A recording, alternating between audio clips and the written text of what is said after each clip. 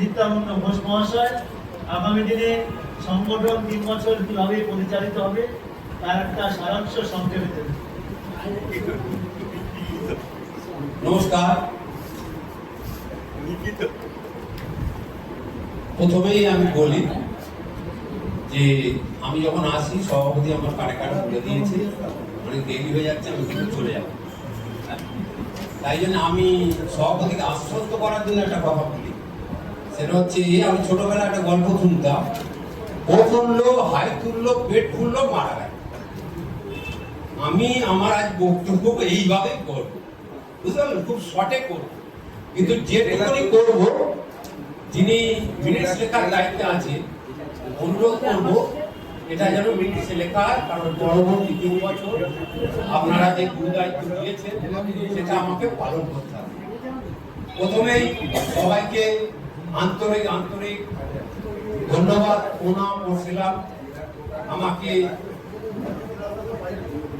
আবার 3 বছরের জন্য কোনো বিতর্ক না রেখে সর্বসম্মতিক্রমে আমাকে সম্পাদক করেছেন। এই দেখো, আমি কথাটা বললাম, ও শুনলো না, ও আবার বলছে সংক্ষেপ। আমি বললাম যে আমি একদম ছোট গল্প, যেমন বাচ্চাদের ঘুম পাড়াতে হয়, মা যখন ঘুমিয়ে পড়ে তখন এই গল্পটা বলতো, বলে একটা মা একটা গল্প বলো, এবারে তোর ঘুমাবার সময় হয়েছে, না একটা গল্প বলো।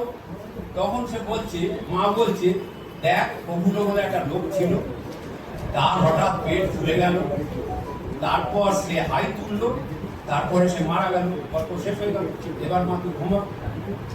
আমি সেরকমই বলছি, আমি কিন্তু বেশিক্ষণ বলবো না।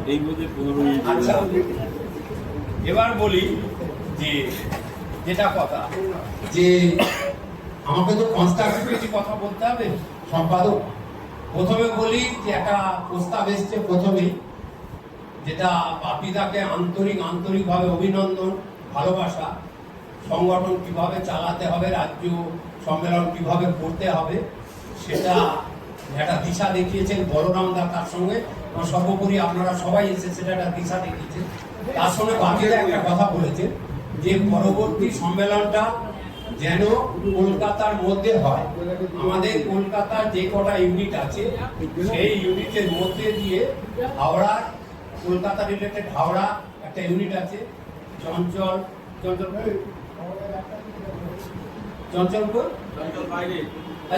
এসে বলবে। তাহলে উনি কিন্তু সবার আগে বলেছে যে কলকাতা ইউনিটের মধ্যে পরবর্তী রাজ্য সম্মেলনের দায়িত্ব আমরা আন্তরিকভাবে নেব। সবাইকে আমি এটা অবগত করলাম, কারণ প্রথম প্রস্তাব ওখান থেকে এসেছে, বাকিটা সমস্তটা কিছুই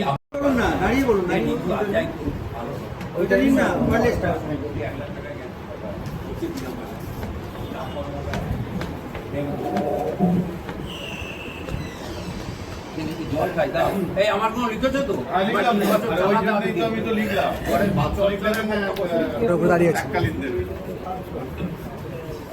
আপনাদের অফিস হয়ে গেছে, যদি এখানে সভা বলে হ্যাঁ দেওয়া উচিত, আমাদের লজ্জা লাগবে জিতেও।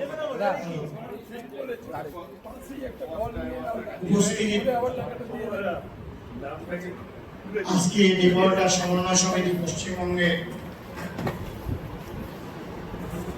10ম রাজ্য কমিটি প্রথম সভায় 11তম রাজ্য কমিটির প্রথম সভায় আমাদের সমিতির সভাপতি মাননীয় অশোক দা, প্রধান উপদেষ্টা মাননীয় গোপাল দা, চেয়ারম্যান মাননীয় পঙ্কজ দা, আমাদের যুগ্ম সম্পাদক দ্বয় মাননীয় নিত্যানন্দ দা, এবং আমাদের কোষাধ্যক্ষ, এছাড়া এখানে যে সমস্ত জেলার বিভিন্ন সভাপতি, সম্পাদক এবং আজকে রাজ্য কমিটির যারা প্রতিনিধি আছেন, প্রত্যেকেই আমি আগামী শুভ নববর্ষের শুভেচ্ছা জানিয়ে আমি সবাইকে অভিনন্দন এবং ধন্যবাদ জানিয়ে বেশি কথা বলবো না, দু একটা কথা বলবো। কারণ বেলা অনেক হয়েছে, খেতে যেতে হবে। বিগত সম্মেলন সম্পর্কে কিছু বিভ্রান্তি বিষয় আপনারা তুলে ধরেছেন, আমরা সেটা মেনে নিচ্ছি। তবে পরবর্তী দিনে যে খাদ্যের বিষয় আমরাই দায়িত্ব নিয়েছিলাম হিসাব মতো, সেটা আমরাও ফেল করেছি। কারণ ওই দিন কিন্তু ক্যাটারিংকে আর কোনো দায়িত্ব রাখা হয়েছিল না, এটা মাথায় রাখতে হবে। আমরা নিজেদের থেকে মাংসটা নিয়েছিলাম 280 কেজি, যেখানে আমরা 1400 লোককে খাওয়াতে পারিনি। তাই এই সমস্ত অনেক আলোচনা আছে, আলোচনায় আমি যেতে চাই না। আমি সবাইকে গত সম্মেলনের যে ভুলভ্রান্তি হয়েছে সেটা নিজেদের কাঁধে নিয়ে আমি সবাইকে অভিনন্দন এবং ধন্যবাদ জানাই। ইতিমধ্যে আপনারা দেখেছেন যে আমাদের হিসাব প্লেস করেছে আমাদের কোষাধ্যক্ষ। এই হিসাবটা হচ্ছে আমাদের 136টা আইটেম হয়েছে। সেই আইটেমটাকে 22টা আইটেমে এনেছে আমাদের যারা অডিট করেন, অডিটররা। কারণ হচ্ছে বিভিন্ন খাতের হিসাব বিভিন্নটার সঙ্গে জুড়ে দিয়েছে, তারা তাদের মতো করে জুড়ে দিয়েছে। যেমন এখানে দেখলাম খাদ্যে অনেক আইটেম ঢুকিয়ে দেওয়া হয়েছে, প্যান্ডেলে অনেক আইটেম ঢুকিয়ে দেওয়া হয়েছে। এইভাবে তারা 22টা আইটেমের মধ্যে হিসাবটাকে এনেছে। ইন্ডিভিজুয়াল হিসাব যদি কারো দেখতে হয়, আমাদের ক্যাশিয়ারের কাছে আছে, আমার কাছে আছে। 132টা আইটেম আমাদের খরচা হয়েছে, ভাউচার আছে, খরচা হয়েছে আইটেম, সেটাকে 22টা আইটেমে এসছে। এই জন্যই এখানে বিভিন্নভাবে এখানে খরচা দেখানো হয়েছে বিভিন্ন, যেমন হয়তো খাদ্যের সঙ্গে খাদ্যের মাঠ ভাড়া, খাদ্যের ওখানে পরিষ্কার করা, খাদ্যের ওখানে জল, সব একসঙ্গে ধরে দেওয়া হয়েছে। যেমন প্যান্ডেলের সঙ্গে মঞ্চের খরচা, ফুলের খরচা, বিভিন্ন আইটেমের খাদ্যের ধরে দেওয়া হয়েছে। আবার যেমন এখানে এন্টারটেনমেন্ট, যেটা আমাদের র্যালি প্রচার, র্যালি প্রচারে ৬১,৯০০ টাকা দেখানো হয়েছে। র্যালিতে 1 লক্ষ সামথিং খরচা হয়েছে, 1 লক্ষর উপরে খরচা হয়েছে। এখানে এই খরচাটা অন্য জায়গায় ঢুকিয়ে দিয়েছে। এটা যে আমাদের অডিটরের কাছে আমরা প্লেস করেছিলাম, সেটা তারা আইটেমে ঢুকিয়ে তারা এটা দেখিয়েছে। যাক, এটা আপনারা মাথায় রাখবেন যে বিভিন্ন আইটেমটাকে একসঙ্গে জড়ো করে এই 22টা আইটেমের মধ্যে এনেছি। হয়তো অনেকে ভাবতে পারেন যে ক্যাটারিংয়ে এত টাকা গেল বা প্যান্ডেলে এত টাকা গেল, এটা কেন হলো? এটার মধ্যে অন্যান্য আইটেম ঢুকিয়ে দেওয়া হয়েছে, ঢুকিয়ে দিয়ে এটা এইভাবে হিসাবটাকে করেছে। এবং আমরা যেটা 5 লক্ষ টাকা আমাদের উদ্বৃত্ত আমরা টার্গেট নিয়েছিলাম, সেটা আমাদের হয়েছে। এটা আমরা সমস্ত জেলা কমিটি এবং সমস্ত সদস্যকে অভিনন্দন জানাই। এবং যারা ডেলিগেট দিতে পারেননি গত সম্মেলনে বা আসেননি, তাদেরকেও আমি অভিনন্দন জানাবো আগামী দিনে তারা অন্য সহযোগিতা করার জন্য। এবং অনেকেই আছে যারা বিজ্ঞাপন দিতে পারেননি, অনেকের অনেক প্রচেষ্টা থাকার ফলে অনেক বিজ্ঞাপন হয়েছে। এগুলো আপনারা সবাই করেছেন, সবাই সহযোগিতা করেছেন, তাই এটা হয়েছে। আর যেটা হচ্ছে যে আগামী দিনে যে পরিকল্পনা আমাদের সাধারণ সভার মধ্যে দিয়ে আমরা পরিকল্পনাগুলো গ্রহণ করি, আজকে সেই পরিকল্পনাগুলো আমাদের নেওয়া দরকার ছিল। যেহেতু নতুন কমিটি হয়েছে, অনেক বেলা হয়ে গেছে, খেতে যেতে হবে, পরিকল্পনা নেওয়া যাচ্ছে না। যার জন্য প্রথম অবস্থায় আপনাদেরকে জানিয়ে দেওয়া হয়েছে যে আগামী মিটিংয়ে পূর্ণাঙ্গ সাধারণ সভা, যেমন পূর্ণাঙ্গ কমিটি গঠন করা হবে, ঠিক আগামী কর্মসূচি কি, সেই কর্মসূচিটাকে আমরা ওই দিন লিপিবদ্ধ করব। আমরা সেই মোতাবেক আমরা আগামী দিনে আমাদের কর্মসূচিটাকে আমরা পালন করার চেষ্টা করব। আমরা সম্পাদকরা কিন্তু কিছুই নই, আপনারা আমাদেরকে যে দায়িত্ব দেন, যে প্রস্তাব গ্রহণ করেন, সেই প্রস্তাবকে আমরা বাস্তবায়ন করার চেষ্টা করি শুধুমাত্র। তাই এই প্রস্তাবটা আপনাদের কিন্তু মাথায় রাখতে হবে। সম্পাদক বা সভাপতি কাজ করলো না, এই কথাটা বলার ক্ষেত্রে নিজেদেরকে ভাবতে হবে নিজেরা কি প্রস্তাবটা আপনাদেরকে দিয়েছেন, সেই প্রস্তাবগুলো সম্পাদক সভাপতি কার্যকারিতা করার চেষ্টা করেছে কিনা, এটা আপনাদেরকে দেখতে হবে। তাদের যদি ত্রুটি থাকে তখন আপনারা পরবর্তী মিটিংয়ে সেটা তুলে ধরবেন, যাতে আগামী দিনে আগামী মিটিংগুলোতে সেটা বাস্তবায়িত হয়। আর একটা হচ্ছে, বিগত দিনে আমরা বারবার বলে এসেছি, আজকে যেটা দেখুন কি দুর্ভাগ্য, আজকে যে খাওয়াটার অ্যারেঞ্জমেন্ট করা হয়েছে, আজকে এই খাওয়াটার পয়সাটা তো নষ্ট হবে। আজকে আমাদের যে কমিটি, রাজ্য কমিটির যত সদস্য তার 50% সদস্য মাত্র আজকে উপস্থিত হয়েছে। তাহলে বাকি 50% সদস্যর খাদ্যটা যে পয়সা নষ্ট হচ্ছে, এই পয়সাটা তো নষ্ট আগামী দিনে করাটা সম্ভব না। এই জন্য আমাদের যে সংগঠনের নিয়ম আছে, সেই নিয়মটাকে আগামী মিটিং থেকে, মানে আজকে মিটিং থেকে আমরা সেই নিয়মটাকে বাস্তবায়িত করার সিদ্ধান্ত নেব যে 3টে মিটিংয়ে অনুপস্থিত থাকলে সেই সদস্য বিনা নোটিশে তার সদস্যপদ বাতিল হবে। সেই জেলাকে নোটিশ করে জানিয়ে দেওয়া হবে যে আপনি আপনার নতুন সদস্য পাঠান। এটা কি আপনারা সবাই সহমত পোষণ করছেন? কারণ আজকে আমরা খুবই দুর্ভাগ্য আমাদের যে আজকে দেখুন এখানে 96টা সিট করা আছে, কিন্তু 30 60খানা চেয়ার আছে, 10খানা সোফা আছে, 3 10 30 জন, 38 90 আর 6 জন এসছেন। 96 জনের আমি এখানে সিটিং করেছি। আজকে দেখুন সব ফাঁকা, 50% লোক এসছে 131 জনের মধ্যে। তাহলে এই জিনিসটা আগামী দিনে আপনারা যারা জেলা কমিটি থেকে 2-1 করে এসছেন তারা মাথায় রাখবেন।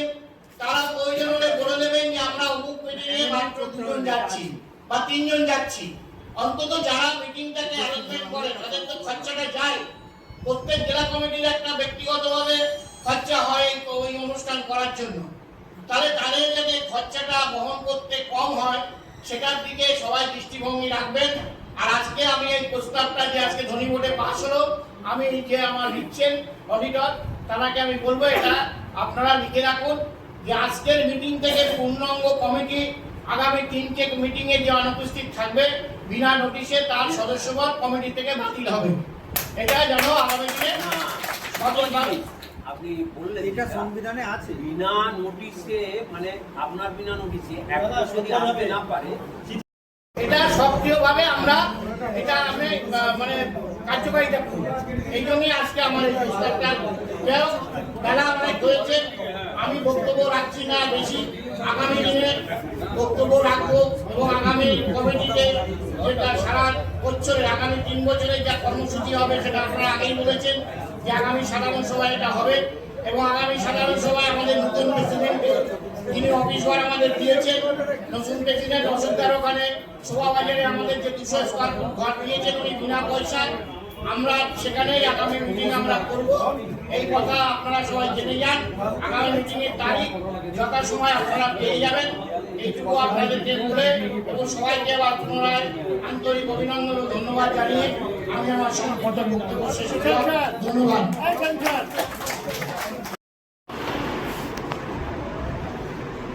একটু ঘুরিয়ে নেবে সবাই।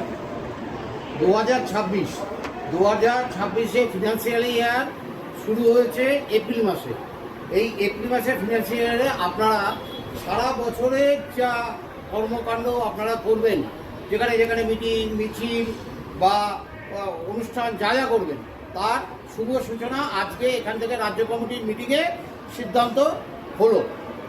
বারাসাতে, উত্তর 24 পরগনা হেডকোয়ার্টার বারাসাতে সিদ্ধান্ত হলো। তা এই যে সারা বছর আপনারা প্রোগ্রাম করবেন, কি করবেন না তার একটা সংক্ষিপ্ত বিবরণ খুব সংক্ষেপে দেবেন।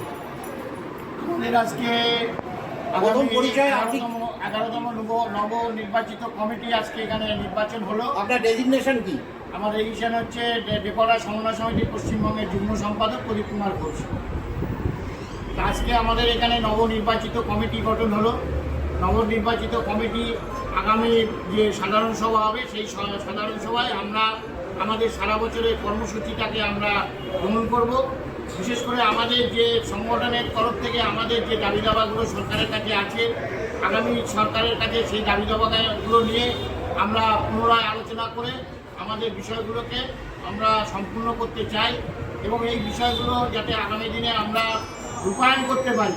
নতুন কমিটি হিসাবে আমরা যে প্রতিশ্রুতিবদ্ধ আমাদের দেবররা সমন্বয় সমিতি পশ্চিমবঙ্গের রাজ্য কমিটির সদস্যদের কাছে, এবং আমরা যাতে আগামী দিনে আমাদের যে সংগঠনের যে মুখ্য দাবিগুলি আছে সেই দাবিগুলি আমরা নতুন সরকারের কাছে আমরা রেখে আমাদের আগামী সংগঠনের কার্যকলাপগুলোকে শুরু করব। এটাই আমরা আজকে সংগঠনের তরফ থেকে আমরা সিদ্ধান্ত গ্রহণ করেছি। আর বাকি কথা আমাদের যারা নেতৃত্ব আছেন, আমাদের যুগ্ম সম্পাদক, সভাপতি, প্রধান উপদেষ্টা, আমাদের চেয়ারম্যান পঙ্কজদা, আমাদের প্রধান উপদেষ্টা, আমাদের সাংগঠনিক সম্পাদক কাপিদা, বর্ধমান ডিস্ট্রিক্টের সম্পাদক, ওরা করবেন কিছু বক্তব্য। আমি এখানেই আমার শেষ করছি।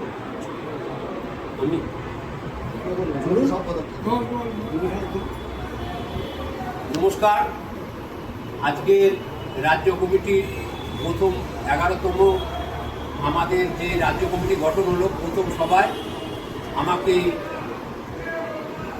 যে সম্পাদক হিসাবে সর্বসম্মতিক্রমে নির্বাচিত করেছে, আপনাদের চ্যানেল মারফত সারা পশ্চিমবঙ্গ ডেকোয়ার্ডার সমন্বয়ের সকল সদস্যদের আমি আন্তরিক ভালোবাসা, শুভেচ্ছা, অভিনন্দন জানাচ্ছি। সেই সঙ্গে আমার দুটো কথা আপনাদের এই চ্যানেলের মাধ্যমে পরবর্তী, এখন নির্বাচন বিধি চালু হয়ে গেছে, পরবর্তী যিনি পশ্চিমবাংলার দায়িত্বভার গ্রহণ করবেন তার কাছে আমাদের মূলত দুটো বড় দাবি থাকবে। একটা হচ্ছে যে এমএসএমই প্রকল্পের আদার্সে আমাদের ক্ষুদ্র শিল্পের মর্যাদা দেওয়া হয়েছে, এইটাকে ডাইরেক্ট যদি ডেকোয়ার্টার্সকে ক্ষুদ্র শিল্পের মর্যাদা দেওয়া যায়, রাজ্য অন্তত সেটাকে যদি দেয়, তাহলে আমরা বিভিন্ন জায়গায় আমরা ক্ষুদ্র শিল্পের লোন করতে আমাদের ব্যবসায়ীরা, ছোটো ছোটো প্রান্তিক ব্যবসায়ীরা অনেক বেশি উপকৃত হবে। আর একটা জিনিস যেটা হবে যে প্রতিনিয়ত আমরা 6 ইঞ্চি থেকে 18 ফুট প্ল্যাটফর্ম, মানে পঞ্চায়েত সদস্য থেকে প্রধানমন্ত্রী পর্যন্ত সবাইরই মঞ্চ করে থাকি, অথচ আমাদের মাল মেটেরিয়ালস যখন যাবে তখন নির্মমভাবে পুলিশ যে অত্যাচার করে সে বিষয়ে আমরা একটা সুরা চাই। সেই বিষয় নিয়ে আমরা পরবর্তী মিটিংয়ে আলোচনা করে আমরা নতুন যে রাজ্যের মুখ্যমন্ত্রী হবেন, রাজ্যের ভার গ্রহণ করবেন, তার কাছে আমরা স্মারকলিপি দেওয়ার জন্য আমরা একটা র্যালি করে তার কাছে আমরা স্মারকলিপি দেবো। প্রয়োজনে আমরা বৃহত্তর আন্দোলনে যাব। আমি হচ্ছে বর্তমান রাজ্য কমিটির যুগ্ম সম্পাদকের অন্যতম একজন নিত্যানন্দ ঘোষ। ঠিক আছে, সবাই বলবে। 2026 থেকে 2029 পশ্চিমবঙ্গ ডেকোয়ার্ডার সমন্বয় সমিতি যে নতুন কমিটি আজ আমাদের নির্বাচন হলো। আমরা এই 3 বছরের জন্য আমাদের কমিটি তৈরি হয়েছে। সেই কমিটি আগামী 3 বছর আমরা আমাদের ব্যবসা কিভাবে চালাবো এবং আমাদের সংগঠন আমরা কিভাবে বজায় রাখবো, এই সংগঠনের মধ্যে দিয়ে আমরা চালিয়ে যাব এবং সরকারের কাছে আমাদের বিভিন্ন দাবি দেওয়া নিয়ে বিগত দিনে আমরা যে দাবি পেশ করেছিলাম, আগামী দিনে চেষ্টা করব যে সরকারই আসুক সেই সরকারের সাথে বসে কথা বলে আমরা আমাদের বিশেষ করে লেবার শ্রমিক নিয়ে আমাদের প্রবলেম এবং মালবহন গাড়িগুলোকে রাস্তায় যত্রতত্র পুলিশের যে আটকায় সেই ব্যাপারে আমরা সচেতন হব এবং আমাদের ডেকোয়ার্ডার সংগঠন আগামী দিন এই ব্যাপারে মাননীয় মুখ্যমন্ত্রী থেকে শুরু করে সকলের কাছে আমরা দরবার করব যাতে আমরা আমাদের ব্যবসা সুষ্ঠুভাবে বজায় রাখি। বিগত আপনাদের 10ম রাজ্য সম্মেলন যেটা টাকিতে হলো, সেইখানে আপনারা বক্তব্য রেখেছিলেন, আপনাদের অভিযোগ ছিল যে অনেক জায়গায় কাজ করে আপনারা সরকারি পয়সা পান না। তার কি শুরু হয়েছে? এখনো পর্যন্ত কোনো সুরা হয়নি। এইসব বিষয়েও আমাদের অনেক বেশি দুঃখ ক্ষোভ জমে আছে। এখন আমাদের বলবেন আমাদের চেয়ারম্যান, বর্তমান আজকে নির্বাচিত চেয়ারম্যান এবং উনি হুগলি জেলা পরিষদের সদস্য, হ্যাঁ, উনি রাখবেন পঙ্কজ কারক। নমস্কার, আমি পঙ্কজ কারক, চেয়ারম্যান সমন্বয় সমিতি পশ্চিমবঙ্গ। আজকে যে আমাদের নতুন কমিটি গঠন হলো, সেই কমিটিতে চেয়ারম্যান হিসাবে আমাকে নির্বাচিত করার জন্য আমি সমস্ত সমিতিদের নমস্কার জানাই এবং ধন্যবাদ জানাই। আমাদের বেশ কিছু দাবি আছে সরকারের কাছে। আমরা বিগত দিনেও সেই দাবিগুলো নিয়ে, যেমন পরিবহন সমস্যার কথা সম্পাদক বললেন, আমরা পরিবহন মন্ত্রীর কাছে এর আগে আমরা আমাদের দাবি রেখেছি এবং তার সঙ্গে ফায়ার ব্রিগেড, দমকল বিভাগের কিছু বিধিনিষেধ আমাদের এই ব্যবসার উপর প্রায় জোর করে চাপিয়ে দেওয়া হয়, বিশেষ করে পূজার সময়। সেটার জন্য আমরা দমকল মন্ত্রীর সঙ্গে বিগত দিনে দরবার করেছি এবং এছাড়াও সামনে যে নির্বাচন, এই নির্বাচনের কাজ এই ডেকোরেটররা করেন, কিন্তু দীর্ঘদিন যাবৎ ডেকোরেটরদের সেই টাকা বাকি রেখে দেওয়া হয়। সেটা নিয়েও মাননীয় অর্থমন্ত্রীর কাছে আমরা জানিয়েছি, সুরাহা হয়নি। আবার নির্বাচন এসে গেল, আমরা তো অসহযোগিতা করতে পারি না। আমরা পুনরায় সেই প্যান্ডেল গোদা ডিসিআরসির কাজ আমরা করে চলেছি, কিন্তু টাকার কোনো সন্ধান আমরা পাচ্ছি না। আপনি যে দাবির কথা বলছেন, এই যে দাবি, আপনাদের কত দফা দাবি আছে বর্তমানে? 8 দফা দাবি। 8 দফা দাবি। তা সেটা নিয়ে কি আপনারা কোনো মুভমেন্ট করছেন, আগামী দিনে করবেন ভেবেছেন? মুভমেন্ট এই নতুন কমিটি যে গঠন হলো, বিগত দিনে বললাম তো যে এতগুলো জায়গায় আমরা অলরেডি মুভমেন্ট করেছি, সেখানে স্মারকলিপি আমরা জমা দিয়েছি। এরপরে এই নতুন কমিটি আবার নতুন উদ্যোগে, ওইদিকেও নির্বাচন এসে গেলে নতুন মুখ্যমন্ত্রী শপথ নেবেন। শপথ নেওয়ার পর তার দপ্তরে যারা যারা মন্ত্রী হয়ে আসবেন, আমরা তেনাদের কাছে নতুন করে আবার এই দাবি সনদ আমরা পেশ করব। বর্ধমান ডিস্ট্রিক্টের সম্পাদক আমাদের রাজ্য কমিটির থেকে।